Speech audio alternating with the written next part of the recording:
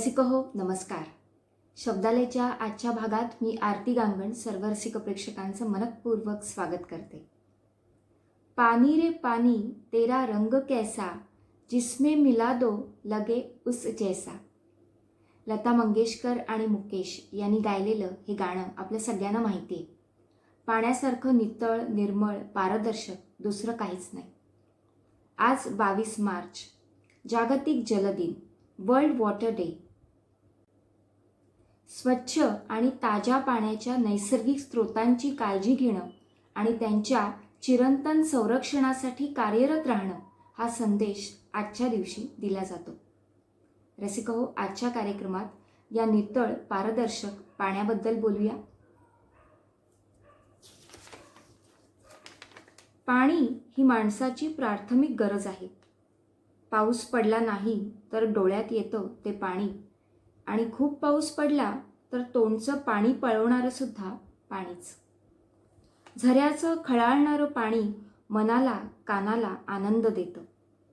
पाणी जसं वाटेत कितीही खाचकळगे आले तरी आपली वाट शोधतंच, तसंच ध्येयवेडी माणसं आपल्या मार्गात येणाऱ्या अडचणींवर मात करून आपलं उद्दिष्ट साध्य करतातच. पाणी निळं असतं, पाणी गहिरं असतं. आपलं आयुष्य हे मात्र नदीच्या पाण्यासारखं प्रवाही असायला हवं. सध्या उन्हाळ्याचे दिवस आहेत. गावाला गेल्यावर पाण्यात डुंबणं हा मुलांचा विरंगुळा असतो.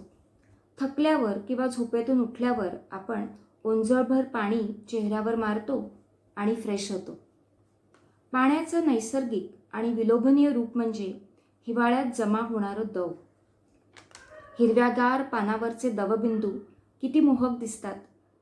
उंचावरून खाली कोसळणारा धबधबा आपल्याला डाऊन टू अर्थ म्हणजेच कितीही प्रगती केली तरी पाय जमिनीवर ठेवण्याची शिकवण देतो. लाजाळूच्या रोपट्याची काय गंमत असते. लाजाळूच्या पानांना हात लावला तर ती क्षणात मिटतात. हे घडण्यामागे महत्त्वाची भूमिका पाण्याची असते. अशा प्रकारे लाजाळूला संरक्षण मिळतं. पाण्याचा वापर करून वीज मिळवली जाते. जगभरात ठिकठिकाणी जलविद्युत प्रकल्प अस्तित्वात आहेत. पाण्याला शक्ती म्हणतात ते यामुळेच. पाण्याचा उपयोग करून चक्कीसुद्धा तयार केली जाते आणि त्याद्वारे धान्य दळलं जातं. हिमाचल प्रदेश, काश्मीर, लेह लडाख आणि ईशान्य भारतात अनेक ठिकाणी पाणचक्की अस्तित्वात आहेत. त्याद्वारे धान्य दळलं जातं.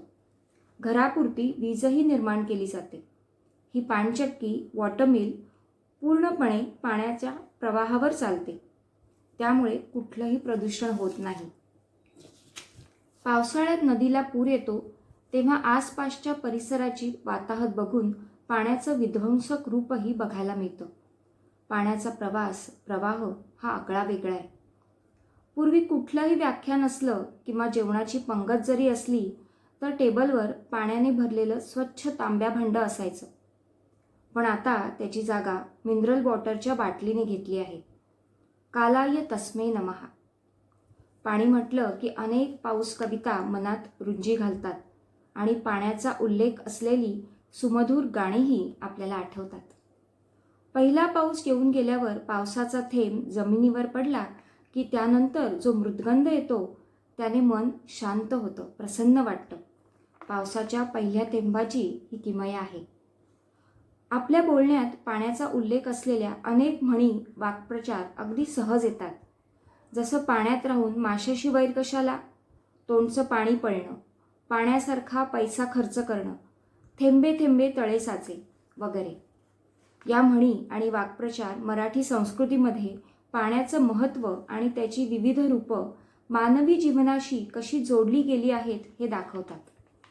पाण्याला आपण जीवन म्हणतो, पण याच पाण्यामुळे एकेकाळी सामाजिक विषमता निर्माण झाली होती. विहीर, तलाव, नदी, पाणवठा या ठिकाणी सगळ्यांना कुठलाही भेदभाव न करता पिण्यासाठी शुद्ध पाणी भरता यावं यासाठी सामाजिक कार्यकर्त्यांनी लढा दिला आहे. रसिकहो, एखादा पदार्थ चविष्ट झाला तर घरातील गृहिणीच्या हाताला चव आहे असं म्हणतात. तसंच पाण्याला चव चांगली आहे असंही म्हटलं जातं. फ्रीजपेक्षा माठातल्या थंडगार पाण्याची चव अवीट असते. भाषा ही काही अंतराने बदलते, तसंच पाण्याची चवही बदलते. पाणी ही अमूल्य संपत्ती आहे. तिचा वापर हा जपूनच करायला हवा. जागतिक जल दिनानिमित्त नितळ पारदर्शक पाणी हा माझा ललित लेख मी आत्ता सादर केला. आजचा कार्यक्रम इथेच समाप्त होत आहे. पुन्हा भेटू. नमस्कार.